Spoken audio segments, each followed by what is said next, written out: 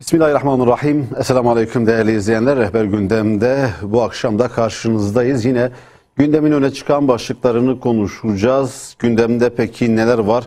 Başörtüsüne anayasal güvence meselesi var. Yine bununla birlikte ailenin korunmasına dair de anayasal düzenleme gündemdeki yerini koruyor. Bu anlamda Adalet Bakanlığı'nın çalışmaları ve diğer siyasi partiyle diyalogları da sürüyor. Meclis içindeki siyasi partilerle diyalogları sürüyor. Hasta mahkumlar meselesi gündemimizin bir diğer başlığı. Çünkü hasta mahkumlarla ilgili henüz bir adım atılmış değil. 28 Şubat darbecilerinin bir cezaevinden salındığı bir süreçte. Ama sıradaki maden faciası da bir diğer gündem başlığımız. Faciaya dair bilirkişi raporu açıklanmıştı. Bu bilirkişi raporunda facia geliyorum, adeta göz göre göre geliyorum demiş. Bunun detaylarını konuşacağız. Türkiye'nin vizyonu, geleceğe dair vizyonu ne olmalı? Bir diğer konu başlığımız da bu. Programın ikinci bölümünde de dış gündeme dair konu başlıklarımız olacak. Bu hatırlatmaları yaptıktan sonra konuğumu sizlere tanıtmak istiyorum. Hüdapar Genel İdare Kurulu üyesi Sayın Şehmus Tanrıkulu bu akşamki konuğumuz. Şehmus Bey, yayınımıza hoş geldiniz. Hoş gördük. Hayırlı yayınlar diliyorum. Sağ olun, teşekkürler. Özetledim konu başlıklarını. Tabii bunların dışında farklı konu başlıklarımız da var. Onlara dair de sorular soracağız. Değerlendirmelerinizi alacağız. Başörtüsüne anayasal güvence meselesiyle başlayalım. Tabii siz yıllardır başörtüsüne anayasal güvence sağlanması konusunda hem talepleriniz hem çağrılarınız vardı. En nihayetinde güçlü bir şekilde gündeme oturdu konu ve bir düzenleme de yapılacak. Mecliste gerekli destek alır mı almaz mı, referanduma gider mi gitmez mi, süreci nasıl değerlendiriyorsunuz? Öncelikle bizleri ekranları başlarında izleyen herkese selamlarımızı ileterek başlamak istiyorum. Yine bugün sabaha karşı İzmir'de bir deprem oldu. İzmir'e geçmiş olsun diyoruz. Yakınlarını kaybedenlere Allah sabırlar diliyorum. Hasta olanlara da Allah'tan acı şifalar diliyorum. Evet, Türkiye'de yani başörtüsü başta olmak üzere halkın %99'unun Müslüman olduğu bir ülkede Cumhuriyet kuruluşundan ta son 10 yıla kadar da diyebiliriz. Müslümanlar maalesef ikinci sınıf muamelesi gördü. Özellikle totaliter bir rejimin hakim olduğu tek parti döneminde, yani 1946 hatta 50'li yıllara kadar İslam'ın şiarlarına karşı devlet politikası olarak savaş açıldı. Toplumsal hayata İslam görünür olmaktan uzaklaştırıldı, kaldırıldı. İslam'ı yaşayanlar, Kur'an öğretenler, öğrenmeye çalışanlar büyük bir baskı altında oldular. Ve yine Müslümanların ibadethaneleri, camileri, mescitleri ahırlara çevrildi tek parti döneminde özellikle. Ve sonuç itibariyle de biraz daha yakın tarihe gittiğimizde 28 Şubat sürecinde özellikle başörtüsüyle okula gidenlere karşı, kızlarımıza karşı çok büyük bir baskı oldu ve o dönem içerisinde on binlerce kızımız ikna odalarına alındı. Laik, Kemalist, seküler düşünceye sahip olan faşistler tarafından. Ve sonuç itibariyle de 28 Şubat süreci tamamen tekrar aynen Cumhuriyet'in ilk yıllarında olduğu gibi İslam'ın toplumsal hayata görünür olmasına hazmedemeyen laikçi kesimler tarafından büyük bir baskı altına alındı ve sonuç itibariyle on binlerce kızımız eğitim hakkı ellerinden alındı. Kamusal alanda da büyük bir baskı vardı o alanda, üniversiteler dışında. Tabii. Namaz kılan, başörtülü olan, sakallı olan, İslam'ı benimseyen memurlar, görevliler görevlerinden uzaklaştırıldılar. Ve hala bile 28 Şubat'ın tahribatı devam etmekte. Tabii bizler Hüdapar olarak ne yaptık bu süreç içerisinde? Biraz ona da değinmek lazım ki günümüzün şu anda hükümetin yapmaya çalıştığı veya muhalefetin getirmiş olduğu teklifin hangi aşamalardan geldiğini kamuoyunun takdir etmesi gerekiyor. Gerçekten Müslümanların inancını yaşaması ve hele hele kamusal alanda kendi inançlarının gereklerini yerine getirilmesiyle ilgili olarak biz sadece 2012 yılında partimizin kurulmasıyla değil, 2004 yılında Mustazzaf Derneği'nin kurulmasıyla birlikte, yani sivil toplum kuruluşu olarak bu konularda çok ciddi çalışmalar yaptık. Hatta diyebiliriz ki 2008 yılında öğrencilerin başörtülü olarak okullara gönderilmesi ve bunun sonucunda da birçok öğrenci başörtülü 10 yaşında, 12 yaşında, 14 yaşında öğrenci disipline sevk edildi. Kimisi okuldan uzaklaştırıldı. Büyük bir psikolojik baskı altına alındılar. Fakat biz bu yasağı kırmak zorundaydık. Bunun ilk adımını o dönem attık 2008 yılında. Hatta çocuğunu başörtülü olarak okula gönderen velilerin bir kısmına ceza da verildi. 2008-2009 yıllarından ben bahsediyorum. Bursa ve Gaziantep sanırım. Evet. Ve biz bununla da yetinmedik. Dedi ki başörtüsüne yani özgürlük, kamusal alan sadece tek değil. Yani hayatın her alanında yani özel veya kamusal alan sınırlaması yapılmaksızın başörtüsüne, tesettüre özgürlük, anayasal bir güvenceye alınması için o dönemde yine imza kampanyası başlattık. Türkiye geneli imza kampanyası. Şimdi diyebiliriz ki Türkiye'de başörtüsünün anayasal güvence altına alınması için kamuoyu oluşturan bir yapıyız biz. Bir siyasi hareketiz biz, siyasi bir partiyiz biz. O 2008 Sayın Başkan, o 2008 yılındaki vermiş olduğunuz mücadele, Musa Zahter döneminde vermiş olduğunuz mücadele sonrasında onu da hatırlatmakta fayda görüyorum. Ortaöğretim ve liselerde başörtüsü serbestliği yani yasal olarak olmasa bile sağlandı. Yani yönetmenlik olarak hükümet yanlış olmazsam 2011 yılında tabii bu bir öncesi daha var. 2011 yılında bir yönetmenlik değişikliğiyle yani yönetmenlikte başı açık ibaresini çıkartarak öğrencilerin, isteyenlerin başı örtülü olarak derslere girmesinin önünü açtı. Ama yönetmenlik ile. Fakat bu üniversitelerde bu yasak kısmen de olsa devam etti. Veya işte bazı kamusal alanlarda. Dolayısıyla 2011 yılında yine Musa Zahter olarak Türkiye'de ilk kez başörtüsüne inanca saygı, başörtüsüne özgürlük diye bir miting yaptık biz.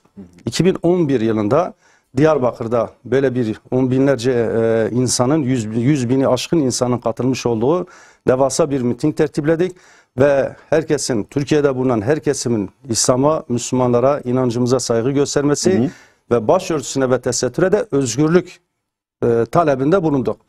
Bunlar yapıldıktan sonra yani bir kamuoyu oluşturulduktan sonra hükümet bazı değişiklikler yapmak zorunda kaldı.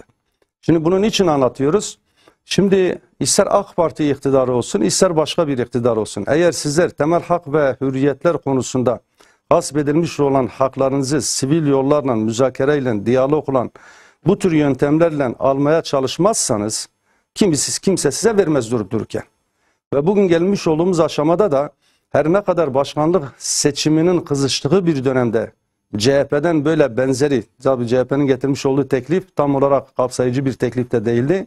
Eksikti ama sonuç itibariyle böyle bir teklif getirmişlerdi meclise ama eksik olduğu için sonuç itibariyle iktidar da dedi ki biz bunu anayasal güvence altına alalım. Şimdi bizler 2012 yılından beri başörtüsünün, tesettürün anayasal güvence altına alınması gerektiğine dair her platformda, medyada, gazetelerde, radyoda, kamusal alanda, özel alanlarda, ne bileyim kitlesel eylem, kitlesel basın açıklamalarıyla veya işte mitinglerle bunu dile getirdik ve hükümeti bu konuda uyardık.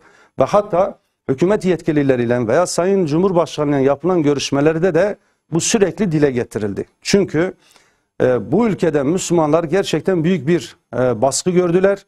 Bir daha 28 Şubat süreci gibi veya totaliter rejimin uygulandığı 1923-1946 yılları arasındaki baskıyı görmek istemiyorlar. Böyle bir korku ve endişe muhafazakar kesimde, İslami kesimde var. Hala da varlığını devam ettiriyor ve böyle bir talepte de bulunuyorlar. Talepleri devam ediyor. Hükümet de bunu görmezden gelmedi. Belki de işte CHP'nin de getirmiş olduğu bu teklifi göz önünde bulundurarak daha geniş tabii fırsata çevirdi. Siyasi alanda diyelim fırsata çevirdi. Çünkü şu anda bakmış olduğumuz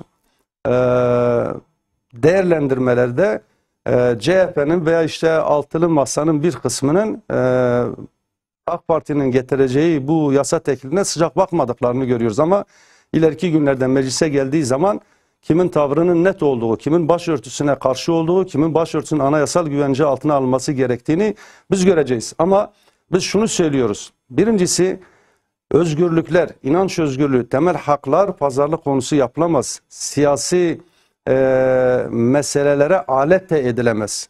Yani siz istikbalinize göre bir şekil vererek bazı konuları istismar edemezsiniz, etmemeniz gerekiyor. Dolayısıyla eğer bugün hükümet böyle bir yasa teklifi getirmişse, muhalefetin de yani mecliste grubu bulunan, daha doğrusu bütün milletvekillerinin bu inanç özgürlüğünün önünü açmak ve anayasal güvence altına alınabilmesi için gerekli olan imzayı atmaları lazım, eli kaldırmaları lazım, meclise gitmeleri gerekiyor. Yani başörtüsü meselesini bir daha bu ülke konuşmasın. Evet, bir daha konuşulmaması lazım. Başörtüsü başta olmak üzere.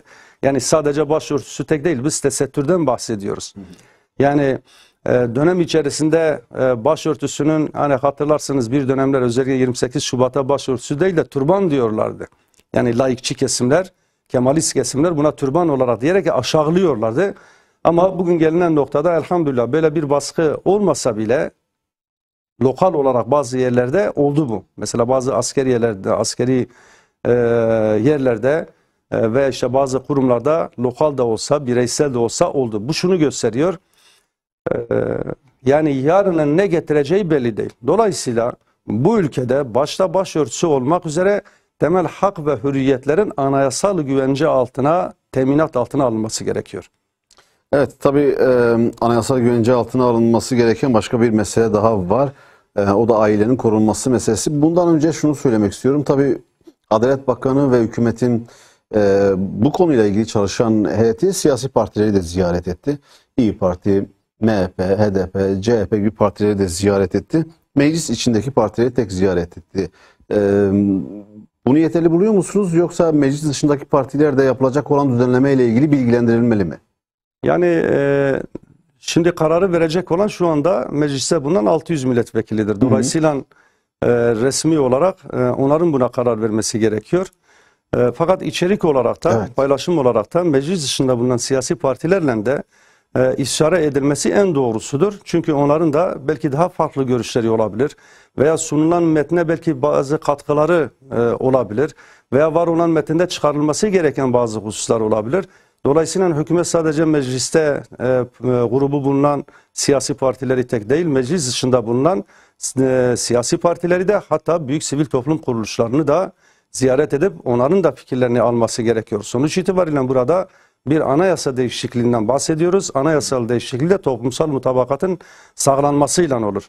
Toplumsal mutabakat sadece mecliste bulunan siyasi partilerle değil, meclis dışında bulunan güçler ile de, yapılar ile de mutlaka istişare edilmesi gerekiyor. Peki o zaman anayasal güvence aile içinde sağlansın deniyor ki bu da önemli bir mesele. Başörtüsüyle birlikte az önce de siz de ifade ettiniz, hak ve özgürlüklerle ilgili daha geniş açılımların ve anayasal teminatların sağlanması gerekiyor. Aileye yönelik saldırılar da malumunuz, özellikle de İFSAT projesiyle son 10 yıldır Türkiye'de yoğun faaliyetler yürütülüyor. Anayasal güvence meselesinde ailenin korunması nasıl olacak? Birinci maddenin değiştirileceği gündemde. Yani 41. maddeye bazı eklemeler büyük bir ihtimalle yapılacak. Şimdi son 20 yıl içerisinde gerek 41. madde olsun, gerekse buna benzer maddelerde bazı eklemeler ve çıkarmalar yapıldı. Şimdi eski anayasada, eski maddede ailenin reisi erkektir ibaresi İstanbul Sözleşmesi göz önünde bulundurularak kaldırıldı. Yani erkek ve kadının eşitliğine dayanarak, yani evin reisi hem erkek hem kadın oldu dolayısıyla. Oysa ki bir ülkede nasıl bir başbakan olması gerekiyorsa, bir ilin bir valisi, bir kaymakamın ilçeye olması gerekiyorsa, ailenin de bir reisinin olması gerekiyor. Bu reisin olması üstünlük aracı olarak değil, üstlenmiş olduğu vazifeyi yerine getirme açısından, yani bu görevin olması gerekiyor. Fakat İstanbul Sözleşmesi'ni o dönem 4 siyasi parti, mecliste grubu bulunan 4 siyasi partinin ortak imzasıyla kabul edilmesiyle birlikte ailemiz hedef alınmaya başlandı. Ve 2011'den bugüne kadar, yani 11-12 yıllık süreç içerisinde maalesef hem boşanmalar arttı, süresiz nafakadan dolayı ve işte kadının beyanı esastır denilerek, erkeğin beyanları veya somut delilleri göz ardı edilerek veya bile bile veya bilmeyerek ailenin yıkılması için maalesef devletin kurumları alet edildi. Ve kadını koruma adı altında da sapkın fikirlerin meşrulaştırılması aslında vardı. Bunu da kamuoyu, belki biz ilk günden beri bunu gördük ama maalesef kamuoyu son 5-6 yıl içerisinde asıl amacın ne olduğunu görmeye başladı. Bu yüzden Türkiye'de aile kurumu çatırdıyordu ve çatırdadı. Dolayısıyla bunun tekrar sağlam temeller üzerine bina edilmesi gerekir. Çünkü Türk toplumunun sadece değil, yani Türkiye toplumunun temeli aileden oluşur. Eğer ailenin temeli sağlam değilse, eşler arasında eşitliğe, adalete veya çocuk hakları vesaire gibi haklara dayanmıyorsa ve bunlar devlet tarafından, anayasa tarafından koruma altına alınmıyorsa, o zaman aile yok olur. Dolayısıyla ailenin yok olması projesi de bugün sapkın fikirleri savunan, uluslararası lobi faaliyeti yapan, gizli bazı ailelerin veya bazı grupların oluşturmak istedikleri yeni bir dünya düzenine, yani ailesiz, otoritesiz, devletsiz bir otorite, dolayısıyla kendileri otorite olacak bu şekilde böyle bir uygulama istiyorlar. Sonuç itibariyle gelmiş olduğumuz noktada Türkiye'de boşanma oranları hızla artıyor. Her geçen yıl sayı artıyor. İkincisi, evlilik oranları azalıyor. Yani evlilik oranları da azalıyor. Yani bunların sebebi sadece maddiyat değil. Yani kesinlikle. Yani işin manevi boyutu da var.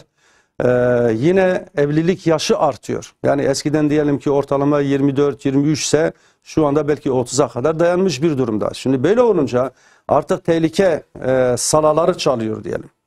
Cumhurbaşkanı Erdoğan da buna işaret ediyor. Mesela evlilik yaşının 30'u geçmesi, ortalama olarak 30'u geçmesini eleştiriyor Cumhurbaşkanı Erdoğan ve çağrı da yapıyor gençler erken veya daha vaktinde evlensin diye. Şimdi bunu söylemle olmaz. Evet, Sayın Cumhurbaşkanı bunu birkaç sefer dile getirdi. Fakat diğer taraftan işin maddi ve manevi boyutu var. İşin bir de işte İstanbul Sözleşmesi var. Kadının beyanı esastır diyerek kadın ve erkeği birbirine rakip ve düşman bir hale getiren bir sistem ve bir uygulama var ve bu devletin kurumları, bakanlıklar eliyle bu yapılıyor. Şimdi Sayın Erdoğan bunu görmezden gelemez ki. Yani eğer bugün sayı artmışsa bu bahsetmiş olduğum hususlarda Sayın Cumhurbaşkanı'nın oturup bir düşünmesi lazım. Niçin yani boşanmalar artıyor? Niçin işte evlilikler sayısı azalıyor? Evlilik yaşı ilerliyor. Yani bu sadece işin maddi boyutu değil, bir de manevi boyutu var. Yani sadece işte gençler evlenin, 3 tane en az 3 çocuk yapın demekle bu iş olmuyor, yürümez. Evet. Maddi ve manevi olarak. Mesela bugün maddi imkansızlıklardan dolayı da evlenemeyen insanlar var. Mesela bizim bunlarla ilgili çok güzel önerilerimiz de var parti olarak. Ne diyorduk biz? Gençlere iş, aş, eş demiştik. Yani iş, aş var ama eşi de ekledik biz buna. Yani evlenmek isteyen ama maddi imkansızlıklardan dolayı evlenemeyenlerin ihtiyacını veya masrafını mutlaka devlet karşılamalıdır. Bunu da bazı fonlar oluşturarak bunu yapabilmelidir. Bununla ilgili bizim çok ciddi önerilerimiz de var. Mesela işte üniversiteli gençlerin evli olup da üniversite okuyanlara evli yurtlar biz dedik. 1+1 veya bir odalı, hem üniversitesini okusun, okulunu okusun, hem de kendini muhafaza etsin. Aynı zamanda işte ailesiyle birlikte hayatını idame ettirsin. Yani devlet, sosyal devlet olmanın gereği de bu. Dolayısıyla Sayın Cumhurbaşkanı sadece söylenmesiyle olmaz. Kendisi muhalefete değil, 20 yıldır bu ülkede Türkiye'yi yönetiyor, Türkiye'yi idare ediyor. Artık muhalefet gibi konuşmayı bir tarafa bırakması lazım. Yapılması gereken adımları atması gerekiyor. Şimdi Şemus Bey, sanırım hükümet de bunun farkında. Çünkü hükümet yetkililerinin, bakanların yapmış olduğu açıklamalar da farkında olduklarını gösteriyor. Ama somut adım atılmıyor gibi. Çünkü Adalet Bakanı Bekir Bozdağ'ın bugün yapmış olduğu bir açıklama var. Aile kurumumuz büyük bir saldırı altında diyor. Yine İçişleri Bakanı Süleyman Soylu'nun da benzer açıklamaları var ve az önce siz de belirttiniz, Cumhurbaşkanı Erdoğan'ın da konu hakkında açıklamaları var. Biz de onlara günaydın diyoruz. Yani şimdi o zaman biz şunu diyebiliyoruz. Yani hükümet bu sorunun farkında, aile kurumunun tehdit altında olduğu farkında. Bu sorunun bir parçası hükümet. Evet. Yani şu anda var olan bu büyük bir soruna dönüşmüş olan aile meselesi, bu sorunun oluşmasının en büyük ortak paydası hükümet. Yani burada bir özel eleştiri yapılmıyor.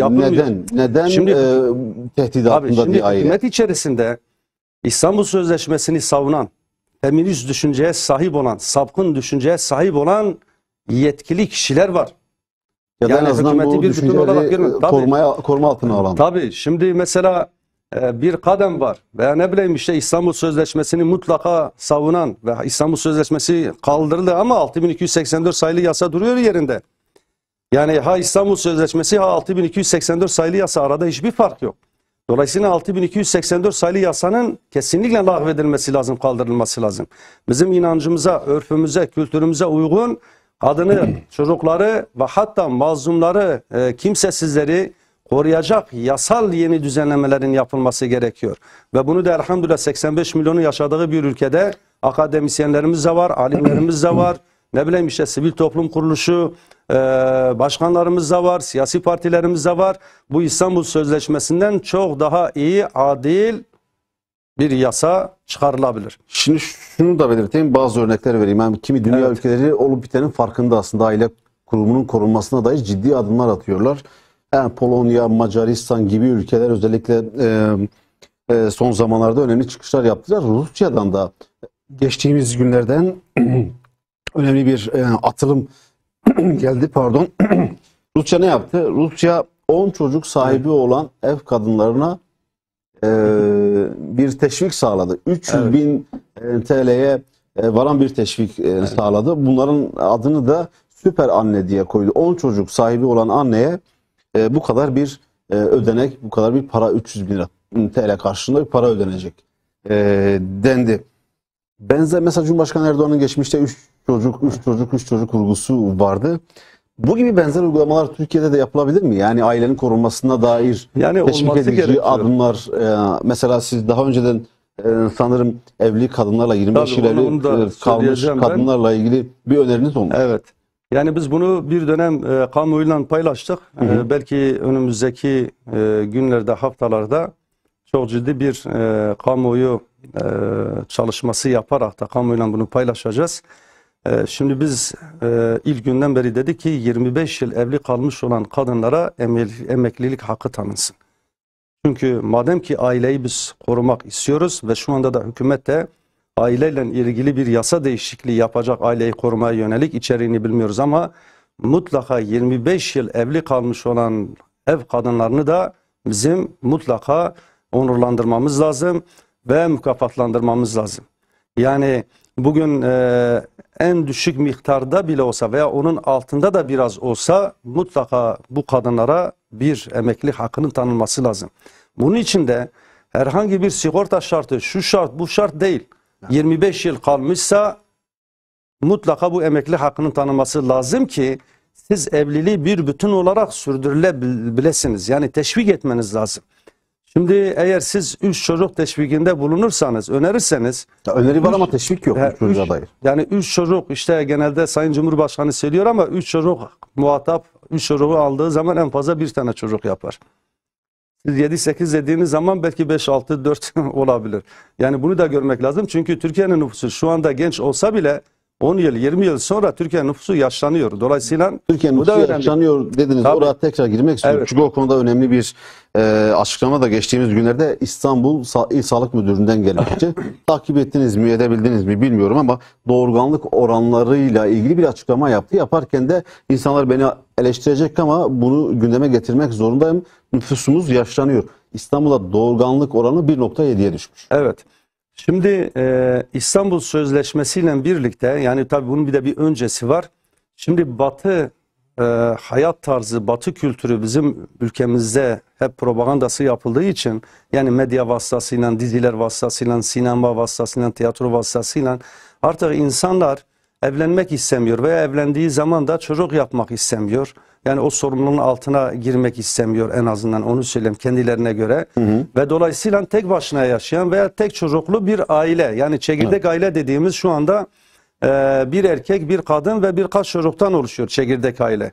Mesela eskiden büyük aile vardı. Yani babamızdan, amcamızdan, dayımızdan, dedemizden bir bütün olarak bir bina içerisinde kalabiliyorduk veya 2-3 katlı bir evde.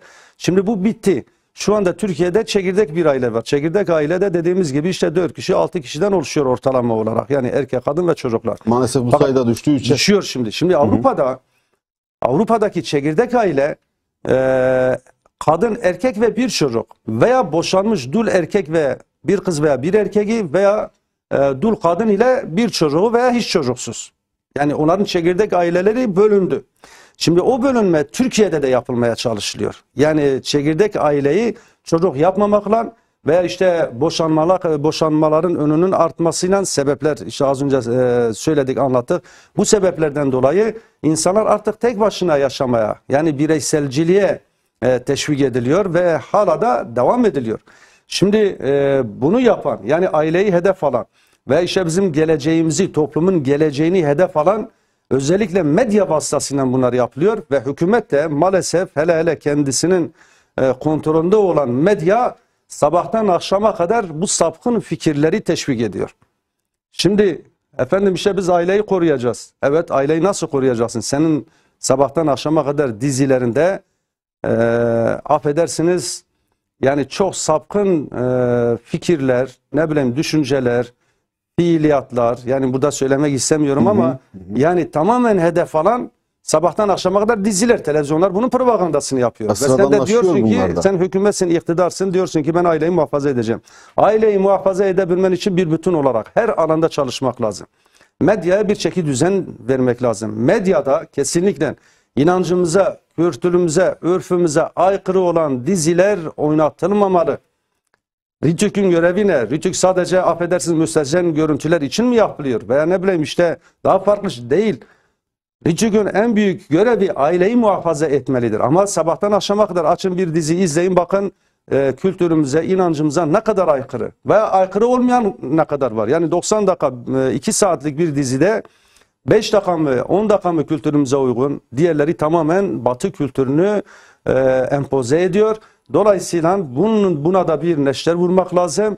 Medyayı bize getirmek gerekiyor. Şimdi kesinlikle. Bunlar olmadan kesinlikle olmaz. O konuyla ilgili, yasal düzenlemeyle olmaz. Siz 50 tane yasa da çıkartın ama medyaya, sosyal medyaya, görsel medyaya müdahale etmediğiniz müddetçe ailemiz, geleceğimiz, çocuklarımız tehlikededir. Şimdi bu konuyla ilgili yine belki aynı yerden örnek vereceğim ama Rusya örneğini vermek istiyorum. Geçtiğimiz günlerde bir yasa daha çıkardılar. Ailenin korunmasına dair. Rusya bir savaş içerisinde ama ailenin korunmasına dair de önemli adımlar atıyorlar. Özellikle cinsel sapkınların faaliyetlerine ilişkin yeni bir yasa, daha doğrusu daha önce var olan bir yasayı genişlettiler. Sapkınlığı yaygınlaştıran, bunun propagandasını yapan tüm yayınlara sınırlama getirdiler. Evet. Bunu engellediler. Hapis ve para cezaları getirdiler bu konuda. Mesela evlilikten bahsettiniz. Evlilik yaşının oranının arttığını. Amerika'da kimi eyaletlerde evlilik yaşı 12 ve 14. Evet. Bizde 18 yaşından küçük evlenenler cezaevleri. Evet. Şu anda yani bu vesileyle söyleyelim. Yani erken yaşta evlendiğinden dolayı 5 yıl 10 yıl sonra 2-3 tane çocuğu olmuş insanlar işte bu İstanbul Sözleşmesi'nden dolayı yakalanıp cezaevine atıldı. Hala belki on binlerce aileleriyle birlikte mağdur insan var. Yani düşünün, hükümet bu konuda bile hala cesur bir adım atabilmiş değil. Yani atabilmiş değil. Yani göz göre göre ben inanıyorum ki Sayın Cumhurbaşkanı ve onun yakınında bulunan vicdan sahibi herkes bu insanların mağdur olduğunu bildiği halde mutlu azınlığı mutlu etmek için sessiz kalmaktadırlar. Evet, yani düşünün, bir avuç azınlık, azgın azınlık maalesef hükümet üzerinde çok ciddi bir etkiye sahip.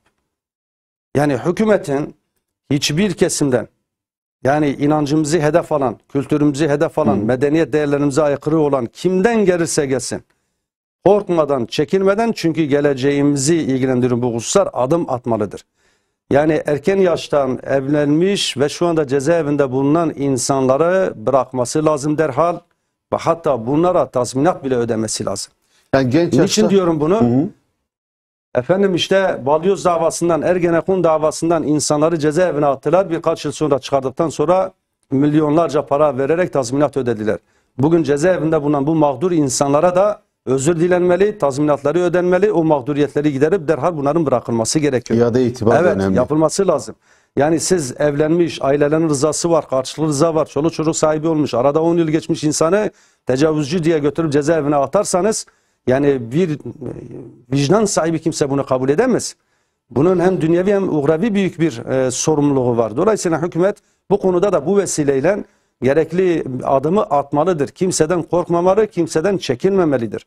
Eğer doğru biliyorsa, hak biliyorsa adım atmalıdır. Aileyi korumakla ilgili de hem çocuklarımızın geleceği hem ailemizin geleceği adına medyaya acil olarak neşter olmalıdır. Kesinlikle. yayınları. Evet. Yani şu anda medya, yani İslam'ın propagandası, bizim kültürümüzün propagandası veya ne bileyim milliyetçilik olarak bile baksanız onun propagandasını yapmıyor. Tamamen Fransa'nın sapkın düşüncelerinin propagandasını yapıyor. ABD'nin sapkın düşüncelerinin propagandasını sabahtan akşama kadar yapıyor. Ve bunu yaparken de bizim vergilerimizden yapıyor bunu. Yani esnafların, halkın vermiş olduğu şirketlerin vermiş olduğu reklamlarla bunlar ayakta kalıyorlar. Veya bazı fonlarla bunu yurt dışından yapılan fonlamalarla bunu yapmaya çalışıyorlar. Bunu görmek lazım. Yani bir bütün olarak. Şimdi Rusya örneğine gelirsek. Şimdi Rusya biliyorsunuz Sovyetler Birliği'nin bakiyesi üzerine kuruldu. Rusya Federasyonu. Şimdi dolayısıyla Rusya tarihsel olarak da Batı'yla hep mücadele içerisinde. Bir asır önce de öyleydi, 2 asır önce de öyleydi. Şimdi dolayısıyla Batı'dan gelen bu sapkın fikirlerin aslında toplumu, aileyi ortadan kaldırmaya yönelik ve büyük bir tehlike olarak, tehdit olarak algıladığı için tedbir alıyor.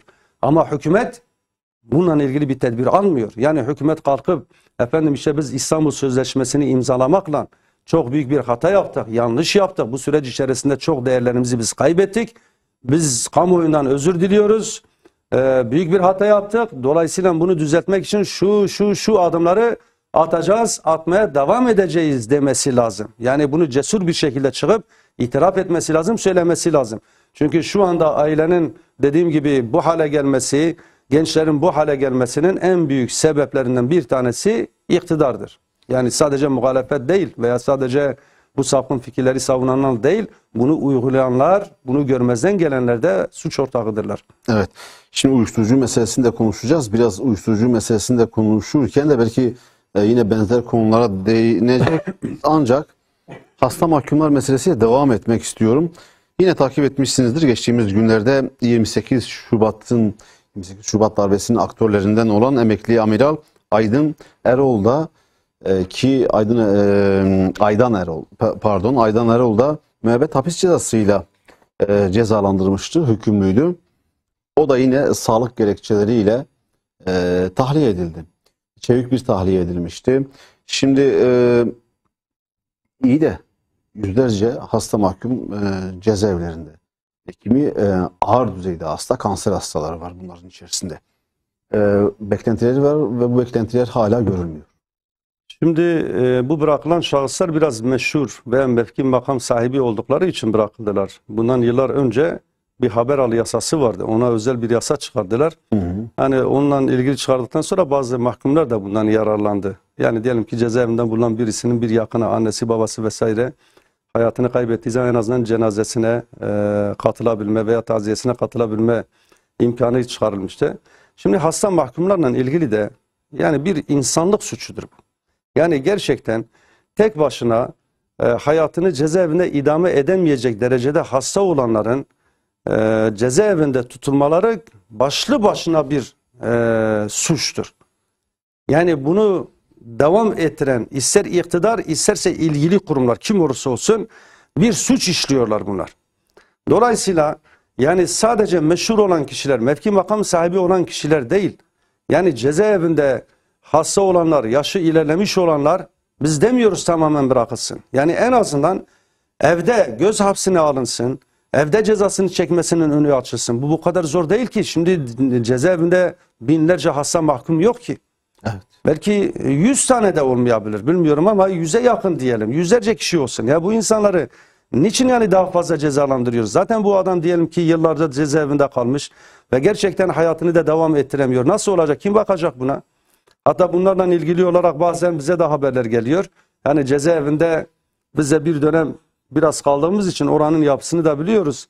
Yani siz hastalandığınız zaman hele acil bir hasta gece olduğu zaman siz hastaneye gidinceye kadar ya ölürsünüz ya da o acılarınızı, sancılarınızı çekersiniz. Yani böyle bir prosedür de var cezaevinde.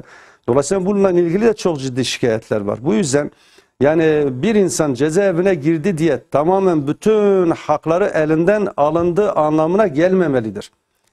Nasıl ki hasta hakları varsa aynı zamanda mahkum hakları da var. Yani bir insan mahkumsa hastalandığı zaman siz ona hasta gözüyle bakmanız lazım. Cezaevindeki insanların ölüme terk edildiği algısı oluşuyor biraz da bu anlamda. Yine bununla birlikte işte geçtiğimiz günlerde yapmış olduğunuz gündem değerlendirmesinde partinizin cezaevleri ezaevlerine dönüşmesin demiştiniz. Yani yeni bu hafta da yani yine buna benzer bir açıklama yaptık. Niçin? Çünkü toplumsal bir yara, kanayan bir yara. Yani bu sadece İslami düşünceye sahip olan insanların mağdur olduğu bir şey değil. Yani belki şu anda cezaevinde Marksist, sosyalist düşünceye sahip olan veya adli suçtan cezaevine girmiş ama hastalığın pençesinden kurtulamayan insanlar da var. Yaşı bayağı ilerlemiş. Tek başına cezaevinde hayatını devam ettiremeyen insanlar var. Yani bir bütün olarak değerlendirmek lazım. Yani insan hakları olarak bakmak lazım. Yani hükümetin veya Adalet Bakanlığı'nın bu konuda da adım atması gerek. Yani sadece söylemde değil. Daha önce de Adalet Bakanlığı'ndan çok duyduk. Efendim işte süresiz nafakaya bir çözüm bulacağız. Nerede bulundu? Niye bulunmuyoruz? Yani süresiz nafaka veya işte kadının beyanı esastır. Tamamen insan haklarına, hukuk kurallarına, ilkelerine aykırı olan bu söz, bu davranış niçin hala pratikte devam ediyor? Yani buna bir dur demek lazım. Buna dur diyecek de hükümettir, Adalet Bakanı'dır veya diğer yetkili bakanlardır. Bu yüzden bu hasta mahkumlar da bu vesileyle bir kez daha burada hükümete çağrıda bulunalım. Lütfen cezaevinde gerçekten hayatını devam ettiremeyecek derecede hasta olanların kalan cezalarının evlerinde çekilebilmesi için yasal düzenlemenin bir an önce yapılması için adım atmalarını bekliyoruz. Peki gündemin bir diğer önemli konusu Amasra'daki maden faciası. Bunu da takip etmişsinizdir çünkü o elim olayda 41 maden işçisi hayatını kaybetmişti. Şimdi bilirkişi raporu belli oldu. Raporun ortaya koyduğu bazı tespitleri de izleyicilere de hatırlatıp öyle konuşalım. Tanık madencilerin ifadelerine göre maden işçileri ocakta yeterli havalandırma olmadığını, işçilere kapsamlı eğitim verilmediğini, sensörlerin üretim yerine uzak olduğunu ve gaz oranını izleme merkezinin de görmediğini dile getiriyorlar. Tabii daha farklı detaylar da var. İncelendiğinde bilirkişi raporu şunu söylüyor. Bu facia göz göre göre gelmiş. Şimdi buna benzer facialar veya ölümler daha önceki yıllarda da yaşandı. Temennimiz bir daha yaşanmaması. Fakat hep bu tür sorunlar veya bu tür ölümlerle karşılaşıldığı zaman efendim işte bundan sonra şöyle yapacağız, böyle yapacağız diyerek iktidarda bulunanlar hep kamuoyunu bu şekilde bilgilendiriyor. Şimdi bunda da böyle. Şimdi eğer gerçekten yani bu bilirkişi sadece diyelim ki işte orada çalışanlarla ilgili yapmış olduğu diyaloglar, sorgular, sorular, cevaplar karşılıklı olarak bir rapor hazırlanmış. İşin bir de teknik boyutu var. Onun da raporuna bakmak lazım. Yani sadece tek yönlü olarak olaya bakıp değerlendirme yapmak doğru olmaz. İkincisi idari noktada da bir soruşturmanın veya işte raporun hazırlanması lazım ve bir bütün olarak hazırlanması gerekiyor. Bu hazırlandıktan sonra eğer gerçekten yani bu bahsedilen hususlarda ister havalandırmada olsun isterse oksijen hususunda olsun benzeri artık neyse yani o madenle ilgili olarak. Ki Ocak ayında da benzer bir olay yaşandı ama madende kimsenin olmaması faciayı önledi. Evet. Şimdi bunlarla ilgili olarak kimin yani ihmali varsa bu raporlar neticesinde mutlaka neticelenecek ve hukuk önünde bunların yargılanması lazım. Yani adliyeye sevk edilmesi lazım bu dosyaların. Bunlarla ilgili soruşturmalar zaten açıldı ve kamuoyuna da bence bir iki tane de tutuklama oldu bu geçenlerde. Evet, 4 tutuklama var. Fakat işin bir de şu boyutu var. Yani şimdi Türkiye sadece Amasra'da, Sinop'ta, Zonguldak'ta değil. Yani Şırnak'ta da, ne bileyim işte Manisa'da da vesaire gibi yerlerde de yani yine maden ocakları var orada. Yani maden ocaklarının gerçekten sorunlarını, çalışma şartlarını, güvenlik durumlarını bir kez daha masaya yatırmak gerekiyor. Yani ister hükümetten, devletten, idareden kaynaklı eksiklerin bir an önce tespit edilip giderilmesi, isterse orayı işleten firma sahibi tarafından da eksikler varsa giderilmesi gerekiyor. Şu anda Türkiye'de en büyük eksiklerden bir tanesi denetim eksikliğidir. Yani bu pandemiyle birlikte biz bunu daha fazla gördük. Yani herkes isteyen istediği fiyata mal satıyor. Yani bir yere gidiyorsun 10 lira, başka yere gidiyorsun aynı mal 30 lira. Yani bir denetim yok. ortada herhangi bir şey yokken bakıyorsun ki durup dururken kişi veya esnaf veya tüccar vesaire veya üretici bakıyorsunuz ki fiyatı artırma yoluna gitmiş. Gelecekte şu olabilir endişesinden dolayı artırma gitmiş. Yani denetim eksikliği var. Hükümetin bu konuda da çok ciddi bir denetim mekanizmasını harekete geçirmesi gerekiyor. İster İşte, madenlerden olsun, ister mesela İzmir'de deprem. Mesela işte bu sabaha karşı deprem oldu. Şimdi İstanbul depremi olduktan sonra ne diyorlardı? Kentsel dönüşüm olacak. Şu anda İstanbul'da kentsel dönüşüm için gerek hükümetin gerekse belediyenin hangi adımları attığını çıkıp kamuoyuna açıklasınlar. Ne yaptılar? Allah muhafaza işte 99 yılındaydı yanlış olmasam. O deprem gibi bir deprem Allah muhafaza olursa İstanbul'da ne olur? Ve İstanbul benzeri bir yerde ne olur? Örnek olarak diyorum. Niçin bu kentsel dönüşüm için gerekli çalışmalar durduruldu? Mesela Diyarbakır için de örnek verebiliriz. Diyarbakır'ın mesela Bağlar ilçesi. Yani Allah muhafaza 6-7 şiddetinde bir deprem olursa orada bir tane bina kalmaz. Çünkü 90'lı yıllarda orası inşa edildi. Müteahhitlikle alakası olmayanlar, denetim yoktu vesaire. Çok ciddi büyük bir sıkıntı. Ve oranın da geçen yıl kentsel dönüşüme uğrayacağı ve hatta bir iki yerde yıkıldı mesela bir iki mahallede. Ondan sonra durduruldu. Oysa ki bu konuda da adım atmak gerekiyor. Bakınız bu hükümetin eksikliği. Yani efendim finans yok, para yok diyerek bunu geçiştiremezler. Mesela işte Karadeniz'de genelde işte sel taşkınları oluyor değil mi? Evet. Her sene aynı şeyi konuşuyoruz. Ya peki yani şimdi bununla ilgili olan bakan yani niçin yani bir fizibilite raporu çıkartmaz? Yani derelerin olduğu yerde sel taşkınlarının olabilme olasılığı olan yerler neresidir? Bunların tespiti yapılmaz ve tespit yapıldıktan sonra işte hangi binalar uygundur, değildir, şu anda niçin tespiti yapılmıyor ve işte yanlış olanlar varsa yıkılmıyor, tahliye edilmiyor. Yani illahi başımıza bir bela ve musibet geldikten sonra mı yani biz bunları tekrar gündeme getireceğiz? Yani bu konuda da görevini yapmayanlar hakkında suç duyurusunda bulunması lazım. Yani bu bakan olabilir, başbakan olabilir.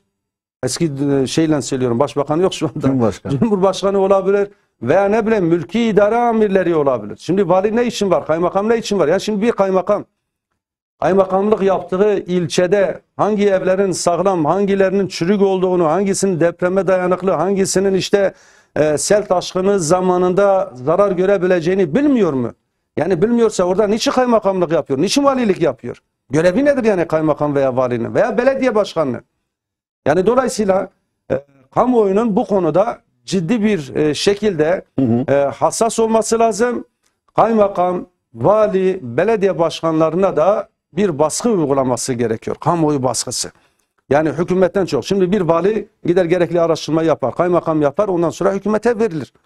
İlgili bakana verilir, o da gerekli neyse onu o adımı atması lazım. Ama öncelikle yerelden bu işin başlaması lazım. Hani hükümet bakan görebilmeyebilir. Bir tane bakan var. Yani diyelim ki işte bir tane Adalet Bakanı var. Bir tane Çevre ve Şehircilik Bakanı var. Ama 81 tane vali var bu ülkede. 1300'e yakın kaymakam var. Belediye başkanı var.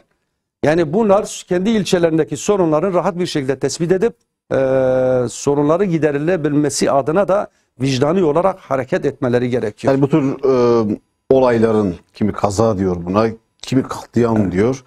Evet, bu tür faciaların yaşanmaması için öncelikle yeterli bir denetimin olması lazım ve tedbirlerin önceden alınması lazım. Tabii. Mesela şimdi İzmir'de geçen yılda Allah-u alem deprem oldu yanlış olmazsam. İkinci yıl, bir önceki. Şimdi yine oldu. Acaba bu 1-2 yıl içerisinde belediye başkanı gerekli araştırmaları yaptı mı? Depreme dayanıklı olan binalar hangilerinin güçlendirilmesi gerekiyor, hangisinin kentsel dönüşüme alınması gerekiyor? Böyle bir çalışma yapıldı mı? Ben inanmıyorum. Yapılmamıştır büyük bir ihtimalle. İstanbul'da yapıldı mı? İstanbul'da da yapılmamış. Hayır, çalışma yapılsa da somut bir adım atılmıyor. İşte adım Sorun atılması burada. için biz onu söylüyoruz. Yani çalışmanın yapılmasıyla değil, somut adım atılması lazım. Evet. Yani belediyeler olur, valilikler olur. Yani üzerine düşeni yapmaları lazım. Yani diyelim ki örnek olarak Diyarbakır'ın valisi, Diyarbakır belediyeleri, belediye başkanları Diyarbakır'ın halkına hizmet etmekle mükelleftir. İzmir Belediye Başkanı, İzmir'in valisi İzmirlilere hizmet etmek zorundadır. Sorunlar varsa tespit etmeli, giderilmesi için elinden gelen kaynakları kullanmalıdır. Gücü yetmiyorsa bu sefer merkezi hükümete söyleyecek. Merkezi hükümet tarafından çözülmesini isteyecek. Yani herkes kendi sorumluluğunun gereğini yerine getirsin. Bir maden faciası oldu, sadece hükümeti eleştirmekle iş bitmiyor. Veya bir deprem olduğu zaman sadece işte ilgili bir iki kişiyi eleştirmekle iş bitmiyor. Bir bütün olarak olaya bakıp değerlendirmek gerekiyor. Peki o zaman ilk bölümün de sonlarına doğru geliyorum. Yaklaşık bir 5 dakikam var. Bu 5 dakika içinde gündemin bir diğer önemli meselesi var. Başıboş köpek sorunu. Şimdi neredeyse artık her gün her şehirden başıboş köpeklerin saldırısında yaralanan kadınlardan, çocuklardan bahsediyoruz. Hayatını kaybedenler var, ağır yaralananlar var. İşte geçtiğimiz günlerde Bitlis'in Adilcevaz ilçesinde de yine köpek ısırmalarından dolayı kuduz vakaları falan tespit edildi. Toplumsal bir çağrı da var, bir talep de var. Sokaklarda başıboş gezen köpeklerin toplanılması isteniyor. Ama bununla da ilgili bir adım atılmıyor. Evet, şimdi biz az önce depremle ilgili veya işte sel taşkınlarıyla, maden kazalarıyla ilgili olarak ne dedik? Yerelin sorumluluğunu hatırlattık. Şimdi bu sokak köpekleriyle ilgili de aslında en büyük sorumluluk belediyelerde veya mülki amirlerde. Şimdi 2021 yılında yani hayvan hakları adı altında aslında köpek ve kedilerle ilgili bazı yasalar çıkarıldı. 19 maddeden oluşuyor bu. Özellikle bu çıktığı zaman da biz hükümeti yine o dönemde uyardık. Yani bu nasıl İstanbul Sözleşmesi adı altında sapkınlığın propagandası yapılıyorsa bununla ilgili de bazı şeyler meşrulaştırılmaya çalışılıyor. Şimdi ateş düştüğü yeri yakıyor. Şu ana kadar yani 2021'in Temmuz ayında yanlış olmazsam Temmuz'dan ta şu ana kadar yaklaşık 1,5 yıllık süreç içerisinde onlarca insan hayatını kaybetti. Yüzlercesi saldırıya uğradı ve bunlar her gün medyada gösterildi. Görsel medyada gösterildi. Haber yapıldı.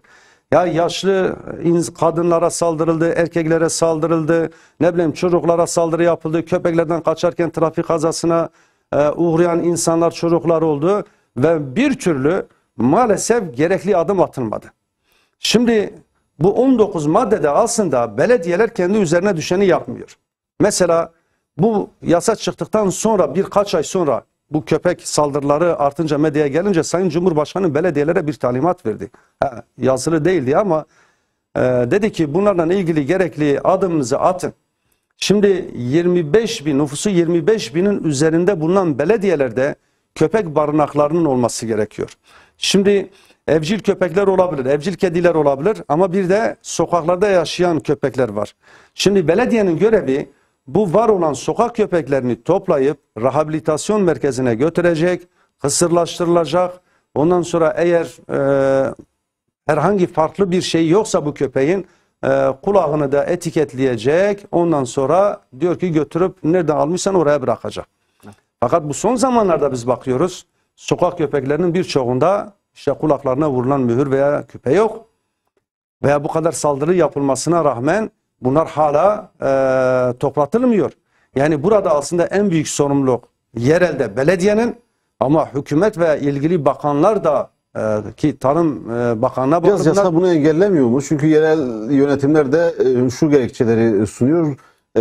Sokaktaki köpekleri toplayıp bir barınağa götürmekle yani tehlikeli olmadığı müddetçe çünkü alıp tekrar götürüp bırakmak zorundalar. Yani burada yasada bir değişiklik yapılması gerekmiyor. Gerekli rehabiliteyi yaptıktan sonra yani bu köpeği kontrol edecekler. Bu köpeğin saldırgan olma ihtimali var mı yok mu? Hastalıklı olma ihtimali var mı yok mu? Yani gerekli bu araştırmaları, tetkikleri yaptıktan sonra ondan sonra kısırlaştıracak. Şimdi sokak köpeklerinin kısırlaştırılması lazım.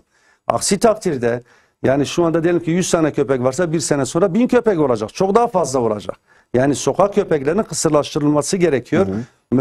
Bunlarla ilgili olarak aslında belediyelerin adım atmıyor olduklarını biz görüyoruz. Dolayısıyla bu köpek saldırılarına uğrayan vatandaşlarımız hangi il ve ilçede olmuşsa belediye başkanı, mülki amirleri hakkında dava açmalıdırlar. Aynen cinayet davası açmalıdırlar. Çünkü eğer belediye başkanı kendi üzerine düşen görevi yapmamışsa ve bizim çocuğumuz o köpek saldırısından dolayı hayatını kaybetmişse bunun suçlusu belediyedir, o ilin valisidir. Bunun hesabını da onların vermesi gerekiyor. Onlarla ilgili dava açılması lazım. Hükümetin de bu kadar saldırılara rağmen yani şimdi vicdan sahibi olan birisi Yani biz sadece çocuk değil veya yaşlılar değil. Ya şimdi hiçbir canlının hayatını kaybetmesin. Hiçbir canlı saldırıya uğramasın. Biz şiddetin her türlüsüne kime yapılırsa yapsın karşıyız. Ama şimdi siz bir insan hayatını, yani şerefli yaratılmış bir insan hayatını götürüp işte bir köpeğin hayatıyla eşdeğer kalacak bir yasa çıkartıyorsanız, böyle görüyorsanız ve bu paradigmanız da işte belediyelerde, mülki amirlerde hakimse, demek ki bu ülkede insan hayatı beş para etmiyor demektir. Hayvanlar Şu kadar değeri yapılan, yok. evet, bir köpek kadar değeri yoktur bu insanların.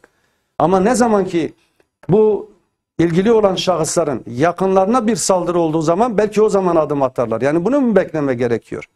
Belediyenin görevi ne? Belediye niçin, yani şimdi belediyenin o kadar, mesela şu anda Diyarbakır için örnek verelim. Binlerce çalışanı var. Yani bunlar caddeleri, sokakları dolaşamıyorlar mı? Yani bazı kişileri görevlendirip dolaşıp işte başıboş köpekleri niçin toplamıyorlar? Bazen bir yerlere gidiyoruz, 20-30 tane sürü halinde gezen köpekler var. Çocuklarımızı sokağa göndermekten biz korkuyoruz. Okula göndermekten korkuyoruz. Yani düşünün, mesela şu anda işte saat 6.30-7'de karanlıkken öğrenciler okula gidiyor. Şimdi veli Sokaklar çocuklar için oldukça güvenli tehlikeli değil. oldu. Tabii güvenli değil. Yani bu yüzden lütfen, yani hem iktidar hem belediyeler üzerine düşeni yapsın. Bu sokak köpeklerinin saldırıları ve tehlikesini ortadan kaldırmak için her türlü tedbiri alsınlar. Almaları gerekiyor. Peki Sayın Tanrı Kulu, kısa bir araya gideceğiz. Saat başında tekrar devam ederiz. Değerli izleyenler, kısa bir aramız var. Aradan sonra tekrar buradayız.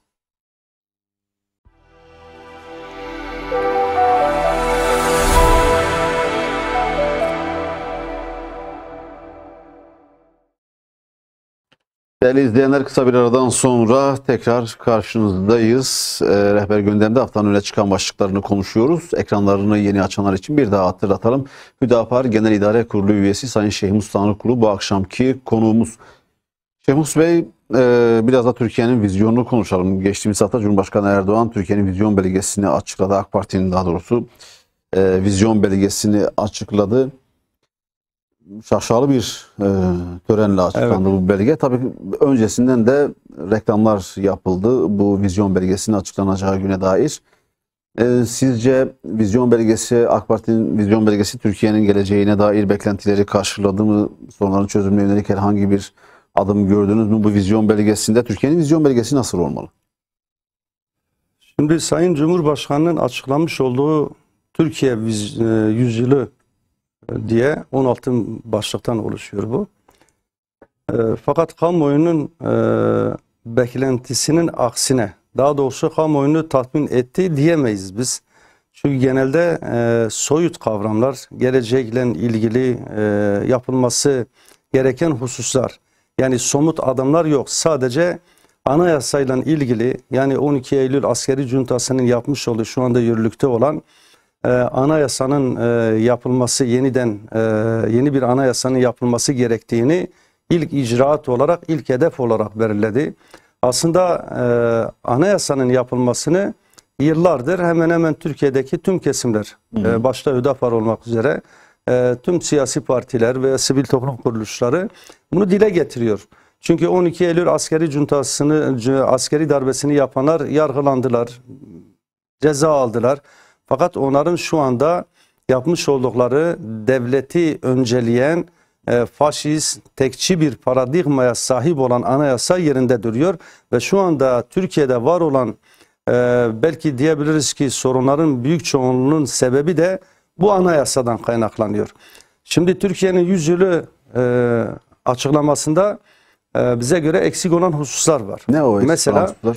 Türkiye'nin en büyük sorunlarından bir tanesine İnsan hakları hususunda sorunlar var ve Kürt meselesi var. Bunun başında Kürt meselesi geliyor. Her ne kadar Alevilerin sorunları bir kısmı da olsa veya büyük bir kısım tarafından kabul edilse de, çözülmüş görünse bile, ama 30 milyonu aşkın bir halkın yaşadığı bir yerde Türkiye'nin 100 yılında eğer siz Kürt meselesine dair bir iki ifade kullanmamışsanız biz bunu eksik olarak görürüz. Veya Kürt kamuoyu, Kürt halkı bunu eksik görüyor. Çünkü bir asra yakındır Türk kardeşlerimizle birlikte kurmuş olduğumuz bu devletin, bu cumhuriyetin daha sonra idarecileri tarafından Kürt halkı dışlandı, asimile edildi, inkar edildi ve yeni yüzyılında da mutlaka Kürtlerin bu temel haklarının, temel isteklerinin çözülmesi gerektiğini biz savunuyoruz. Fakat böyle bir madde veya böyle bir dolaylı yaklaşımda ima eden bir şey de biz göremedik. Dolayısıyla bu büyük bir eksiklik. Eğer Kürt meselesi bu önümüzdeki yıllarda veya yılda çözüme kavuşmazsa Türkiye'nin işte burada bahsedilen 16 maddeli kalkınma planı da hakim kalacaktır. Yani bunu herkesin bilmesi lazım. Çünkü siz eğer kalkınmada değerlerin yüzyılı diyor, işte gücün yüzyılı, başarının, barışın vesaire gibi hususların yüzyılı olmasını istiyorsanız öncelikle iç sorunlarınızı halletmeniz gerekiyor. İç sorunların başında da iç barışı sağlamak gerekiyor. Kürtlerin temel haklarını anayasal olarak vermeniz gerekiyor. Yani kamuoyunun beklentisi de biraz bu vizyon belgesine yönelik hak ve hürriyetler konusunda bir açılımın olması. Yani o yok. Kaldı ki bir de yani şu anda Türkiye büyük bir ekonomik sıkıntı içerisinde. Yani insanlar biraz da ekonomik olarak rahatlamada istiyorlardı. Bununla ilgili de yani çok fazla şu ankinden farklı bir şey yok. Dolayısıyla eğer bir yüzyılın yol haritası belirlenecekse bu bahsetmiş olduğum hususlar mutlaka yapılmalıdır. Yani nasıl? Aslında Kürt meselesinin adalet temeli çözülmesi, kardeşlik hukuku göz önünde bulundurularak çözülmesi, adım atılması gerekiyor. Bunun başka bir yolu yok. Aksi takdirde bakınız 50 güne yakındır İran'da hala lokal da olsa sokak eylemleri devam ediyor. Bundan 15 yıl önce, 20 yıl önce şunu söyledik. Yani şimdi emperyalist ülkeler İslam coğrafyasını daha da parçalamak istiyorlar. Ve bunun da yapabilmeleri için de ellerinde bazı imkanların veya bahanelerin olması gerekiyor. Haklı veya haksız. Bunlardan bir tanesi de Kürt meselesidir. Şimdi Irak'ı parçaladılar, işgal ettiler. Irak'ı de facto parçaladılar. Üçe bölündü Irak. Suriye'ye girdiler. Irak'a girdikleri zaman biz dedik bak eğer Suriye, Türkiye, İran kendi iç problemlerinizi siz kardeşlik hukuku içerisinde çözmezseniz emperyalist ülkelere müdahale alanı bırakmış olursunuz ki Allah muhafaza en ufak bir şeyden müdahale ederler. İşte Suriye yapmadı. Suriye'nin hali ortada. Şu anda işte İran yine işte hedeflenen mesele sadece mesele rejimin değişikliği değil, büyük bir iş çatışmanın fitili Kaos yapılmış. hedefleniyor İran'da. Kaos evet. Ve daha sonra da Türkiye'dir yani bu kadar basit ve açık.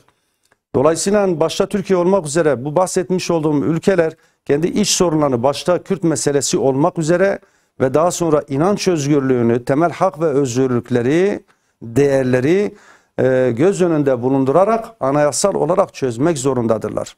Bu bir. İkincisi ekonomik olarak.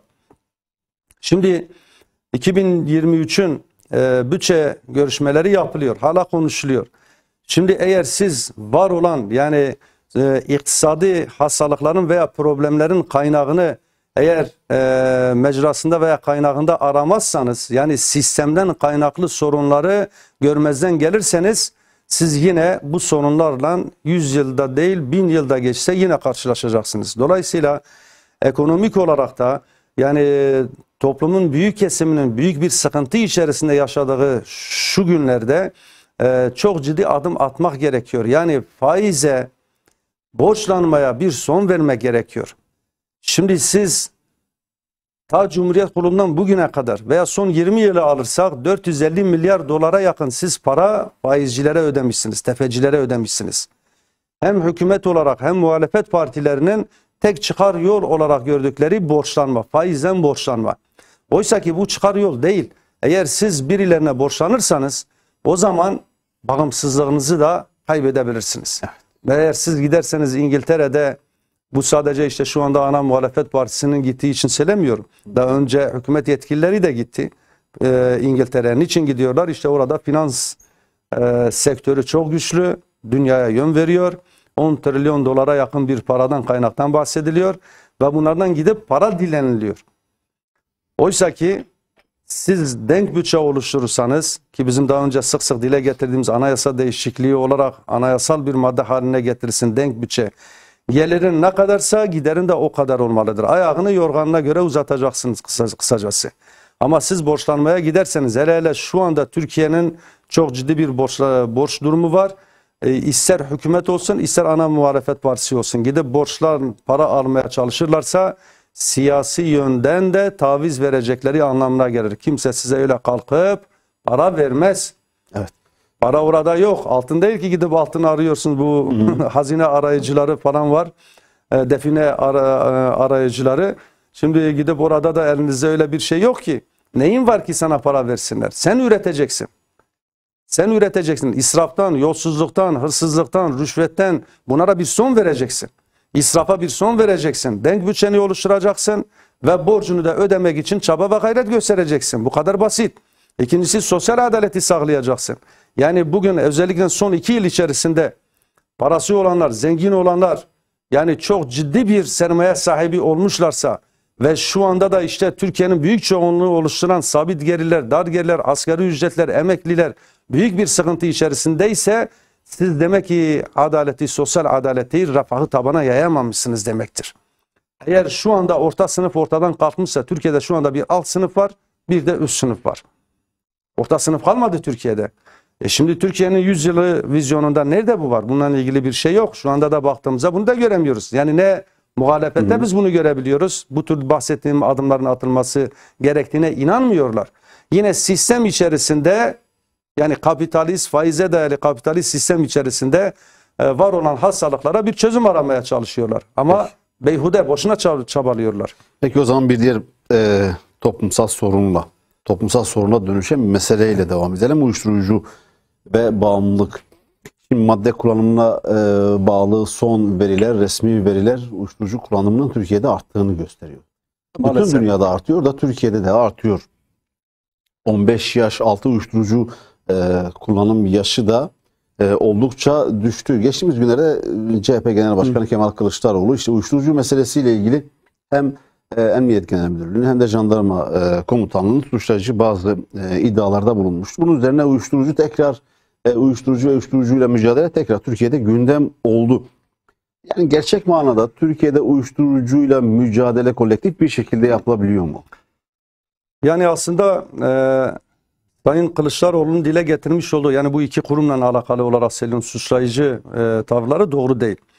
Bireysel olarak yapılan yanlışları kurumlara mal etmeme gerekiyor. Kaldı ki işte Adana'da bir savcı baron olarak yakalandı ve işte ona yardım eden bazı güvenlik güçleri, polisler vesaire yakalandılar. Şimdi asıl iki sorun var yani bu meselede. Birincisi, uyuşturucu kullanımı nasıl bu 3-5 yıl içerisinde çok fazla arttı. Mesela 2019 yılı ile 2022 yılı arasında bir kıyas yaptığımızda neredeyse belki 30-40 katına çıkmış. İkincisi, bu işi yapanların içeriden destek almadan bu işi sürdüremediklerini sokaktaki vatandaşa da sorsanız bilirler. Dolayısıyla bu işin muhatabı olan İçişleri Bakanı başta olmak üzere hükümet yetkilileri çok ciddi bir şekilde hem içeride, yani kendi içerisinde, güvenlik güçleri içerisinde veya kurumlar içerisinde çok ciddi bir denetim mekanizması kurmalıdır. Diğer az önce bahsettiğimiz hususlarda olduğu gibi burada da kurmalıdır. Dolayısıyla bunu eğer bakınız mesela Afganistan'da bir yıla yakındır ABD orayı terk etti. ABD'nin orayı işgal ettiği yaklaşık 20 yıllık süreç içerisinde yani uyuşturucu belki üretimi 100 katına çıktı. ABD'nin işgali esnasında şu anda orada yasak. Yani uyuşturucu kullanımı, satımı, benzeri ne varsa yasak ve bu dibe vurmuş durumda. Ağır cezalar getiriyor. Tabii şimdi siz eğer torbacılar bile olsa, bakınız torbacılar bile olsa, siz torbacılık yapanları yakalayıp birkaç yıl veya birkaç ay cezaevine attıktan sonra serbest bırakırsanız bu onlar için bir mükafat olur. Eğer burada gerçekten insanlık suçu işleniyorsa, ki bize göre bir insanlık suçudur bu ticareti yapmaya çalışanlar. Çünkü insanlığı zehirliyorlar, insanların canına kastediyorlar, cinayet işliyorlar açıkçası. Dolayısıyla ve bunun bir de yan sorunları var. Siz kalkıp işte 1-2 ay, 1-2 yıl bunlara ceza verdikten sonra bir de af çıkardıktan sonra bunları serbest bırakırsanız demek ki siz uyuşturucuyla gerektiği gibi mücadele etmiyorsunuz demektir. Peki Şemus Bey, sadece denetimler ve güvenlik tedbirleriyle bu sorunu aşılabilir mi? Yani bağımlılığı nasıl önleyeceğiz? Şimdi tabii ki yani burada ailenin de önemi var. Yani aileler kendi çocuklarını muhafaza etmeleri gerekiyor. Kimlerle arkadaşlık ettiklerine bakmaları gerekiyor. Şu anda eğer ilkokul çağına kadar inmişse yani bu uyuşturucu kullanımı, yani mutlaka duyarlı insanlar veya işte aile çocuk sahibi olan anne ve babalar bunun üzerinde ciddi olarak durmalıdırlar. Yani şimdi birisi gidip bunlara niçin müptela olur? Şimdi müptela olan birisinin hem annesine, babasına, ailesine, çevresine ciddi zararları olabiliyor zaman süreci içerisinde. Bazen cinayetler işleyebiliyorlar. Buna dur demek lazım. Birincisi işte ailenin üzerinde durması lazım. İkincisi eğitim politikamızı gözden geçirmemiz gerekiyor. Çünkü Türkiye'de eğer siz sadece maddi bir eğitim verirseniz, yani maneviyatsız bir eğitim verirseniz olacağı budur. Ne diyorduk biz? Hırsızlıklarla ilgili, yolsuzluklarla ilgili, rüşvetle ilgili ilkokul 1'deki çocuklara bunun yanlış olduğunu anlatacak bir eğitim vermeniz lazım. Yani o çocuk ister inancından kaynaklı, isterse vicdanından veya kültüründen kaynaklı bu tür işlerin yanlış olduğunu bilmelidir. Öğreteceksin ki bunun önüne topyekun olarak geçesin. İkincisi yine medyaya geliyorum. Şimdi medyada bunların propagandası yapılıyor. İçkinin propagandası yapılıyor. Uyuşturucunun dolaylı olarak propagandası yapılıyor. Çete kurma özendiriliyor. Lüks yaşama, adam öldürme, çete kurma vesaire. Yani aklınıza ne geliyorsa, bu bahsetmiş olduğumuz toplumsal hastalıklar ne kadar varsa hepsi sabahtan akşama kadar televizyonlarda, sinemalarda, ne bileyim işte dizilerde özendiriliyor. Rütük ne yapıyor? Uyuşturucu bağımlılar rol model olarak sunuluyor. Tabii rol model olarak. Yani şimdi mesele sadece uyuşturucu değil, silah kaçakçılığı yapanlar da suç işliyorlar. Mazot kaçakçılığı yapanlar da suç işliyorlar. Yani yasalara aykırı davranan kim varsa, yani mesele sadece uyuşturucu değil ki, diğer alanlarda öyle. Ama bakıyoruz ki işte silah kaçakçılığı, mazot kaçakçılığı, ne bileyim işte diğer alanlarda yapılan kaçaklar meşru gösteriliyor. Uyuşturucu biraz bazı dizilerde veya bazı yerlerde dolaylı olarak eleştiriyor. Bu doğru değil. Bir bütün olarak bunlar birbirleriyle bağlantılı. Yani uyuşturucu ticareti yapanlar ile ne bileyim işte silah kaçakçılığı yapanlar birbirinden bağımsız değil. Bunlar beraber birbirlerinin dirsek temasları var. Yani bunlara bir bütün olarak bakmak gerekiyor. Yani hükümet gerçekten bakınız birkaç yıl önce bölgede bir il ziyaretinde bir belediye başkanı genel başkanımıza dedi ki burada uyuşturucu kullanımı biliyor musun ne kadar? Genel başkanımız tahmini bir şey söyledi, dedi yok dedi, %45'e ulaşmış gençler arasında. Yani 2 gençten birisi uyuşturucu kullanıyor.